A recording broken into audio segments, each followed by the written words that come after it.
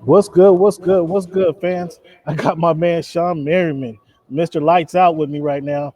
This is drafted number 12 by the then San Diego Chargers, 2005 Defensive Rookie of the Year, three-time Pro Bowler, one-time All-Pro. Shawne, how you doing? How you feeling?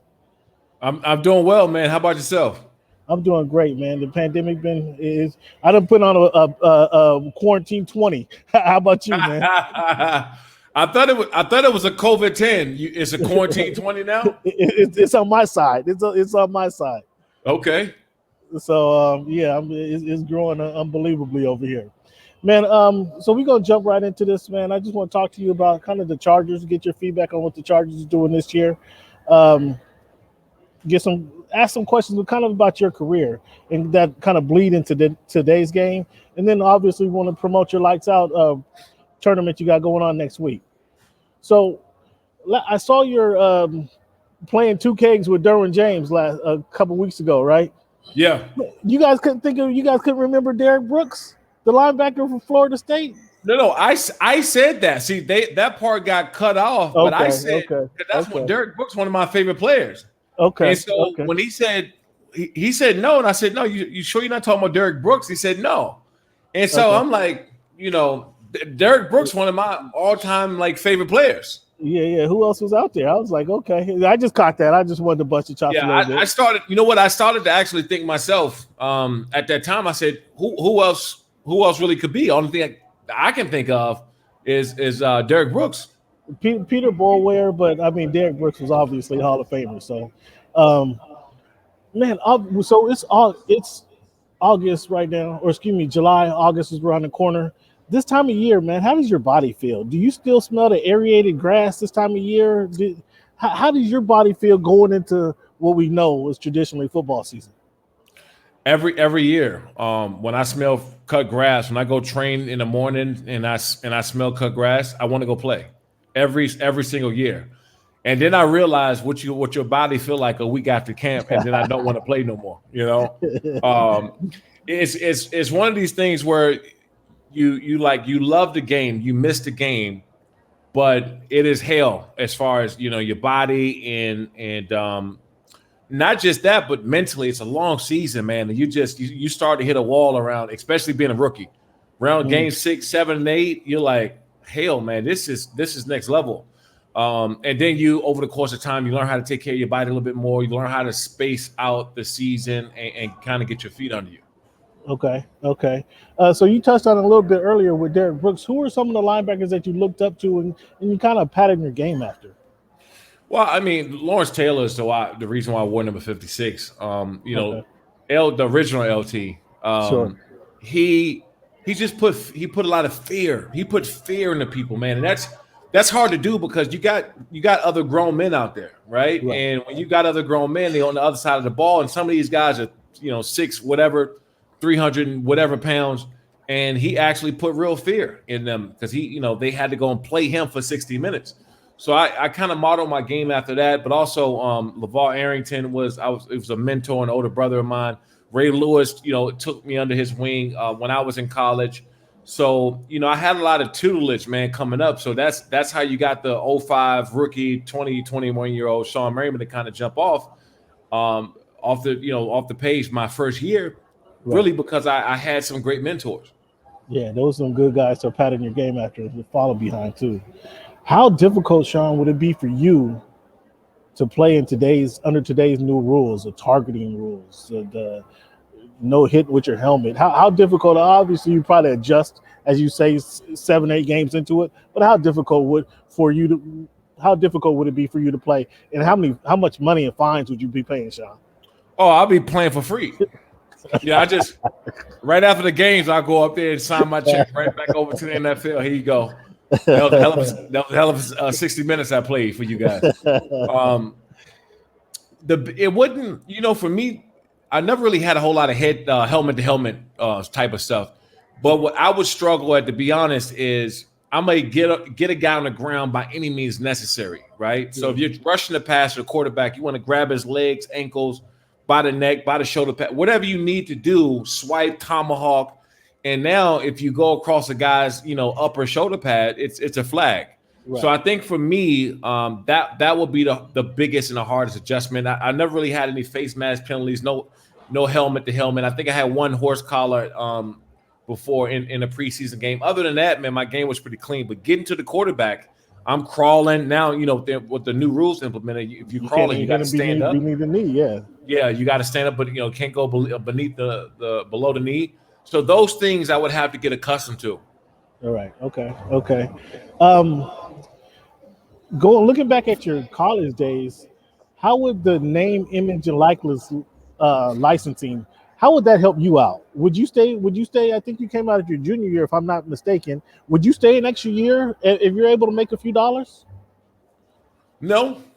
No, because for me, I felt like I've done everything I could do in college, right? Okay. And unless we were like compete for a national championship, which I don't think we were at that point yet, it was no need to come back.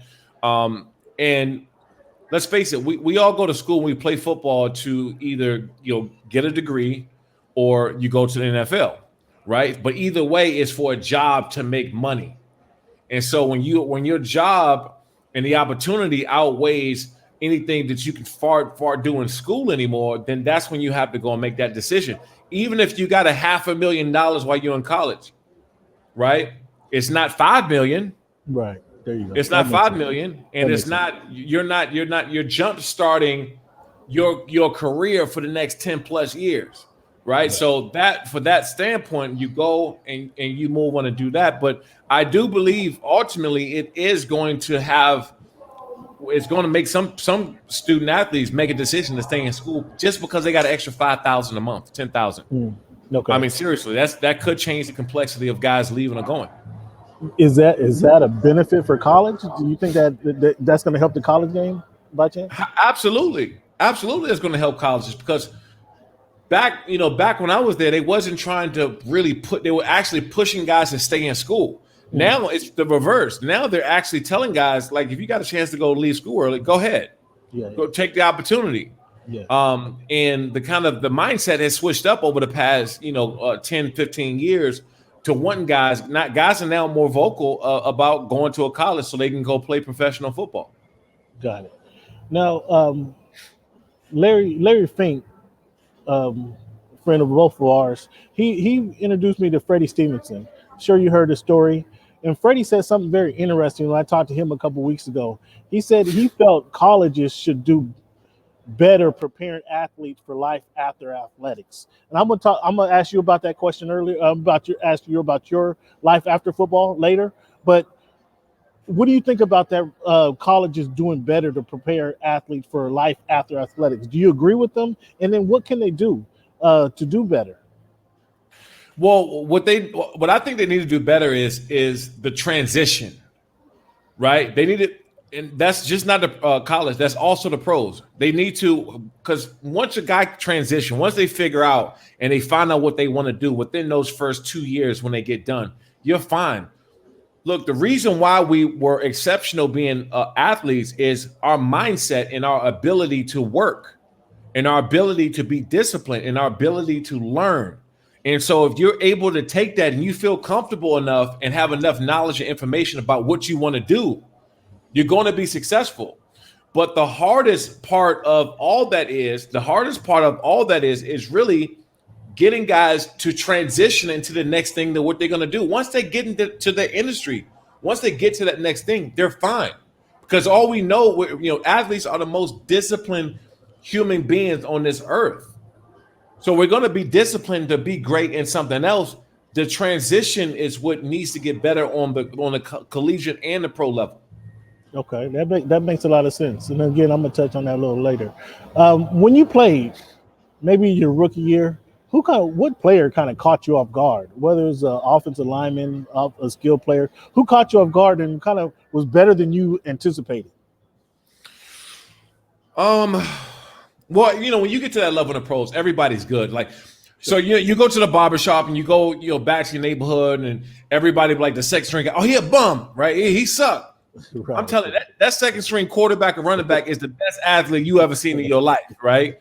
The third string guy, the guy who just gets in the game to go pick up the tee on the kickoff, is better than anybody you've ever met. Right. But So when you get up on that level, everybody is great and everybody's athletic. But I'll tell you this: when I seen that Dallas Cowboy offense, when I seen Flozell Adams and Leonard Davis and those dogs, I couldn't believe it. It didn't look real. It didn't look real. You know, those guys It was all that everybody talks about then. It was insane. I mean, you seeing these guys in person, you're like, man, I got to play that today. I got to play. I got to go against that. So I think that you're getting up there and everybody are gladiators. Everybody's great at something. Sure. Or else you wouldn't be there. But when I seen that up close in person, I was like, man. I seen Flozell Adams. I think it was in Dallas, right before the pandemic. I ran into him and I grabbed him by the back of the arm, and I said, man, you still big, dude. Like, for real. Yeah. Well, you still big too, Sean. So come on, don't be modest now. So, Sean, after your career, you're now the ambassador of football in Southern California, pretty much. I've seen you down in San Diego at the AAF when they had that going down there. You're there waving the flag, kicking off the game. Now the Chargers moving up here to Los Angeles. How should the Chargers go about gaining fans in Los Angeles? Because that's a struggle, or it has been, at least when they played in the Dignity Health Arena, when the Steelers and the Vikings, Green Bay Packers, they're outnumbering them 8-9-1 in their own home stadium. What should the Chargers do, or can they get fans here in Los Angeles? What do you think? Win. That's it. That's Simple it. as that? There's nothing. Okay. It's nothing more that they need to do, or they don't need to do. You win football games, people who will start to come around, and you know what you're building for. People gotta understand this too. NFL franchise, they're going to be around for tens of years, maybe 100 plus. You know, they're going to be around. Yeah. So you're building for the new fan of, you know, whatever, right? The new fan of that's 8 years old right now. Right. Yeah. Okay. So by the time he's in high school, he's going to be a long-time fan. Right. Yeah. I got you. So speaking of those same Chargers, why do you think it is that Keenan Allen doesn't get his just respect around the league? In the latest poll, I think they had the top receivers rating. Comes in at number 8, but he's just consistent as all get out. Every year, he's just consistently catching 100 balls. Why do you think it is he doesn't get the respect around the league as being a top receiver? Keenan is like art, right? His route running and everything. His game is art. And so you ever see a picture up on a wall and you be like, why is that picture $150,000? Right? And this, you know, $250,000. You're like, what's up with this picture?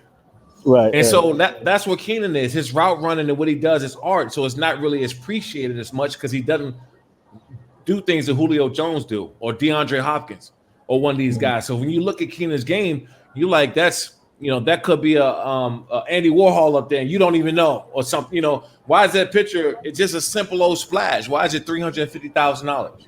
Right. Okay. So that's how I look at Keenan's game, because it's not flashy. It's just art. Yeah, it's just there and consistent. I think that's the biggest thing about him. Looking at Justin Herbert, I mean, obviously a rookie of the year, fellow rookie of the year player, outstanding season. Kind of at adverse situations, if you will, because he wasn't expected to start, wasn't expected to play, then wasn't expected to start his second year or second week of the season. Going into this year, what would you expect from him, and what do you expect teams to try to take away from Justin Herbert? I think the biggest thing coming into this year is that he had a full off season, right? Because when he started out, coming as a rookie to a pandemic, and like it's a lot. You have a new head coach that you got an entire off season with, and now you're familiar with you're getting familiar with the playbook, your teammates, everything else. I got a chance to meet Justin Herbert for the first time this offseason, and when I tell you, man, that this dude has a presence about him, like without even, I always looked at, especially at the quarterback position, because that's the leader of your franchise, that's the leader of your team. So the first thing I look at is, does he have a presence or not? And this dude has a presence. You know, he's quiet, but you can tell he's very confident. He's starting to get more comfortable with a lot of things. and he's just a hell of a leader. And he's somebody that the team can kind of get behind, knowing that you're gonna get his best shot. And that's a hell of a passing of the torch from my old teammate with Phillip Rivers.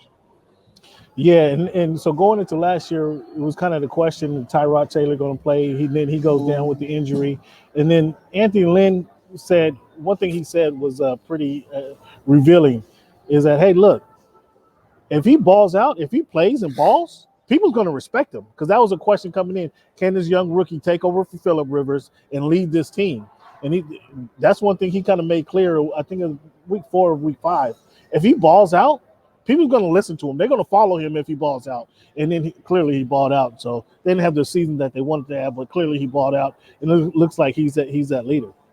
I'm going to ask you about Kenneth Murray. When you think about Kenneth Murray, kind of what comes to your mind? K9, as he likes to be called. Explosive as hell. He's a guy that every time you look up, he's around the football. Like he's if the ball bounces up, no matter what sideline it goes to, he's just always constantly around the football. And then when he gets there, he's not trying to just tackle you and get you on the ground. He's exploding through guys and finishing plays. And so what happens when you get these type of players who can make these plays, first of all, you let them go. You let them, shoot gaps, blow people up, and be all around the football, because he has the capabilities of doing it. But what happens is it feeds off to the rest of the defense. Mm-hmm. That's one part of even my game that you'll never see on paper, is that a guy like that being on the field with that type of presence and that kind of impact, the other 10 guys on defense, they feed off of it, and then they want to go out and make a play. He wants to go make a play, and it's very contagious, and that's what I see from Kenneth Murray. He's only getting better. So when kind of off script now, when you have a guy like this, obviously, again, you're the ambassador of the Chargers. You took that mantle on. Do you call Kenneth up and say, hey, Kenneth, you got to look for this on your second year. You got to expect this, prepare like this. Or do you wait for his phone call? How does that go? Yeah, most of the guys got my number. Kenneth, okay. Keenan, most of these guys got my number. And some of the guys, I was just talking to Drew Tranquil the other day. Okay. Okay. And most of the guys got my number. So if they got questions, they text me, they hit me up. My line is always open for those guys. Okay, I appreciate that. Your line is open for most people too. I got your number too, big dog. Austin Ekeler. Let's talk about as a linebacker. When you break the huddle and you look over and you got number 30 over there, that's your man on this play. What comes to your mind? What's your thought process? What comes to your mind, and what are you concerned about? With Austin? Yeah. The thing is, so I just seen him the other day in the gym. We work out at the same gym, and he's moving a lot more weight than I am. I don't cross those 3-4 plates on the bench and all that. Like those days are gone. I don't even try to get there anymore. He's very strong. But with him, he can hurt you in different ways of the game, right? Not just running the football, but you got to worry about him coming out the backfield, screens, being one-on-one if they spread him out, and one-on-one with a linebacker. There's a lot of ways that Austin Ekeler can hurt you. And more importantly, I think that he provides options, right? Because you have some of these guys are the first, second down guys, and they're running the ball. And then you bring in a third down back. Well, Austin Ekeler, if they wanted to, they can put him back there for all 3 downs. That way you can keep a defense guessing and not really knowing what's play going to be ran. So he's a very impactful player. I'm looking for him to have a big year. He should. Yeah, I'm hoping so. Come off the injury, I think Alvin Kamara is kind of what they expect from him with this new offense that they're implementing. And speaking of new offense, with the new coaching staff, Coach Staley comes over. I mean, Coach Staley he's won me over just in his press conferences alone. What do you see from Staley? What do you hear from the guys about Coach Staley and moving forward into this season? What makes him the right guy for this job? Coach Staley called me the night that they brought him in. I was one of the first people he called, and we got a chance to talk on the phone. And the first thing that I noticed about him is just his energy. His energy is very high. He's very very direct, and he's motivated, man. He's younger, so you can hear the motivation in his voice. He's a very work smarter, not harder type of dude. He knows that if this team is healthy, they're going to be a problem in the NFL, and especially in this division for other people if they can play this whole season healthy. So I one thing I really like about him though, man, he lets the players do them. You know what I'm saying? Like you get that feeling from him, and he's I can't wait, man. I think they're gonna have a big year. Justin Herbert obviously being in his year two. The hope his second year will probably be bigger than his first. But more importantly, man, they got a leader in Brandon Staley and Coach Staley, and they should do good this year. I really like his relationship building process. See, the culture, building the culture. He wants to get to know the player. He's trying to build this unity. It seems from the outside looking in. Now, training camp starts next week. We'll get down there and see how it translates to on the grass. But this culture of unity that he seems to be building, I'm interested to see how that actually transitions to being on the field and how that works out. He's one thing cool about him. He's very data driven.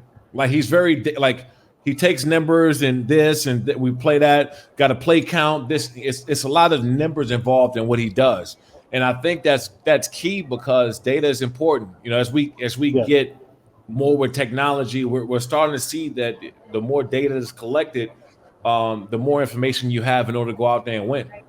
Yeah, analytics helps, right? 100%. So clearly, you kind of planned your future, and not that you expected your season to come. I don't think you planned exactly when your NFL career was over, but you had an idea what you wanted to do after the future. What's your message to NFL players to kind of about that planning that transition that you talked about earlier? Just start doing whatever you want to do while you're playing, right? Don't try to pick it up when you're done, because you want that transition to be as smooth as possible. And a lot of people, you get this blank space, and I had this talk with a couple guys who just retired. You get in this blank space where you're trying to figure it out, and you don't have that thing that woke you up in the morning, that same regiment, all that's gone, and you're trying to figure life out at the same time. Start getting, because it's already hard enough even when you got stuff to do. I mean, I retired, I had TV, and I had lights out with the clothing line, I had a bunch of stuff going, and some days I would still sit around like, damn, is this it? And so that I was busy and I had other things going on, that made it a lot easier for me. So when I talk to former guys or guys who are about to retire, I'll say, look, a couple years before you get done, start doing what you plan on doing. That way, as soon as you're done, you can go and do that full time. And so starting the lights out, the extreme fighting, was this, how far along did you think about this process before you kind of got up and implemented?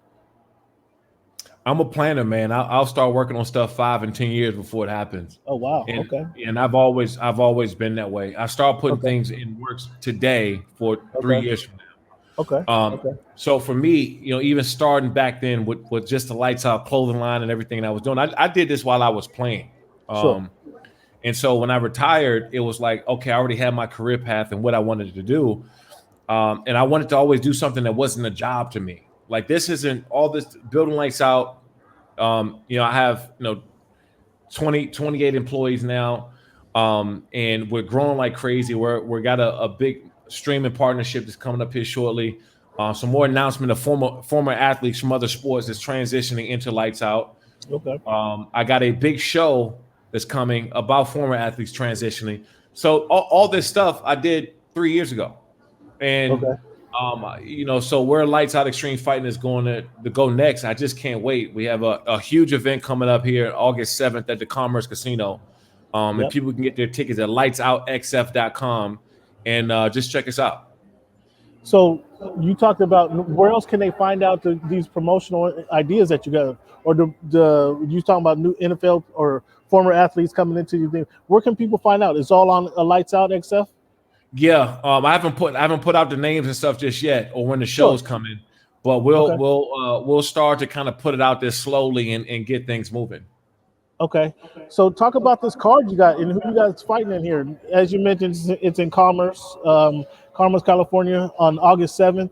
Your tickets as he mentioned, lightsoutxf.com. They start at $65. Cage sides. I can tell you, I've been at a few of the events, and there's not a bad seat in the house. I mean, it's an intimate setting. Everybody can see it. And then there's very interactive where the fans can actually, if you're in the building, the fighters can actually hear what you're saying. You're not in the T-Mobile arena where a bunch of people screaming and they don't even know you. They can hear you. They can see you. That's what makes this an intimate setting. It makes it really crazy to be at, because I've been there cage side, which is crazy. Talked about this card and who you got fighting in this card. Yeah, man, we got some new guys, man, that are making their first fights in MMA in general, and they're doing it with us.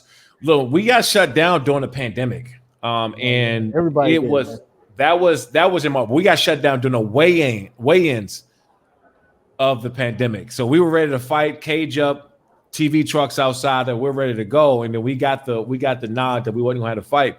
So I was crushed since then, but I was more crushed for the fighters because these guys, this is how they make a living. This is something that they do 24/7 of their lives.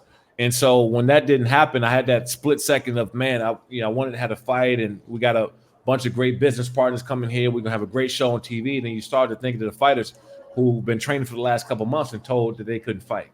Right. So all these things happen, and we're coming back with a big card August 7th at the Commerce Casino. Get your tickets at lightsoutxf.com. Yeah, it's gonna be crazy. It's a crazy event. And lastly, let's talk about this Lights Out agency. I just saw this come across the byline the other day. What's this? Another stream? Something else you planned a couple years ago now?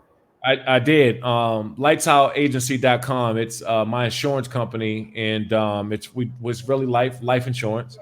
And we were doing good, but the pandemic came around, and life and insurance became more prominent and more important, because now people know that this whole life thing isn't guaranteed, and to make sure that they're protected and their family's protected, if they have a husband or a wife or kids, to make sure that everyone's good. So people can check us out at lightsoutagency.com under Family First. Go to Family First. FFL.com, and then go to lightsoutagency.com. And just one more question on that. Life insurance, typically people think life insurance, they think death, and they pay out when somebody dies. But there's more to it than that. You want to touch on kind of what more to it than that is? It's just kind of helping people and help guiding people through their life or financial issues, financial challenges that they might have? Yeah, no, absolutely. I think the biggest part is there's two things guaranteed, right? You're born and then you die. And then you have these assets, and these, which most people asset that they own is their home. And people don't understand that these things are in jeopardy if you pass away. And, me, I have a son. A lot of people out there have families, and they don't want to be a burden for their families. And so, if people are interested in joining the agency, reach out at lightsoutagency.com. And I'll walk you through it personally. I talk to all agents of the company. I personally have up to a little over 60 agents myself in my company. But Family First Life is the IMO, and we're killing it right now. Congratulations on that, man. Congratulations on all the success that you have. I'm gonna let you go right now, but I want to thank you once again, Shawne, for taking time to join us here at Voice of the Fans podcast. And one more time, let the people know lightsoutxf.com is where you can get tickets for the August 7th event at the Commerce Casino. Big event they got going on. Tickets are $65 up to $175 for the cage size seats. So Shawne, congratulations on success, man. We look forward. I'll see you there, in fact. Yeah, I'll see you there. We'll get it off again once we get there. Appreciate your time, big guy. Thank you. Have a great day. Anytime, man. Thanks for having me. I appreciate it. Yep, later.